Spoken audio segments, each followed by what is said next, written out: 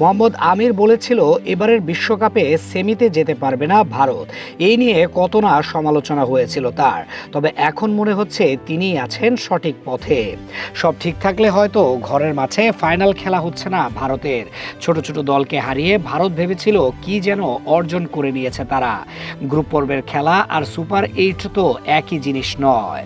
এবার সেটাই বেশ ভালো করে উপলব্ধি করতে পেরেছে সূর্যা কুমার যাদবের দল। গত বিশ্বকাপ ফাইনালে যেই সাউথ আফ্রিকাকে হারিয়েছিল, এবার সেই দলই জবাবটা দিয়ে দিল দারুণভাবে। শুধু হারের জবাব নয়, গত ফাইনালে ট্রফি না জেতার জ্বালা হয়তো এবার মিটিয়ে নিয়েছে দলটি। এমন হার হারিয়েছে ভারতকে যে এবার সুপার 8-এ বিদায়ের শঙ্কায় তারা।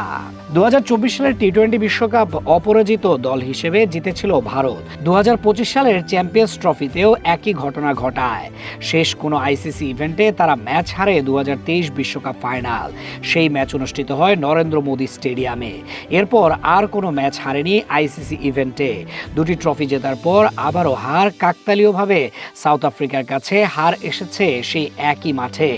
আগে ব্যাট করতে নেমে ভারতের উপর তাণ্ডব চালায় ডেভাল্ড ব্রেভিস, ডেভিড মিলার ও ট্রিস্টান স্টাবস। তিনজনের দারুণ ব্যাটিংয়ে ভর করে 187 রান তুলে সাউথ আফ্রিকা। টি-20 ক্রিকেটে লক্ষ্যটা যে বেশ বড় সেটা তো অরুমেয়। আর বিশ্বকাপ মঞ্চে ভারত মাত্র 3বার 150-এর উপরে লক্ষ্য তাড়া করে ম্যাচ জিতেছে। সেই 3বারই ম্যাচ সেরা ছিলেন কোহলি। তার অনুপস্থিতিতে আর এদিন সুবিধা করতে পারেনি ভারত। মাত্র 111 রানেই গুটিয়ে যায় তারা। 76 রানের এক বড় জয় শুধু ভারতকে তলানিতেই ফেলে দেয়নি, এখন শঙ্কা সুপার 8-এ বিদায় নেয়ার।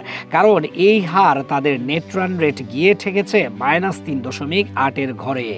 তাদের পরের 2 ম্যাচ হবে জিম্বাবুয়ে ও ওয়েস্ট ইন্ডিজের সাথে। এই 2 ম্যাচ শুধু জিতলেই চলবে না, তাকিয়ে থাকা লাগতেও পারে অন্য ম্যাচের দিকে।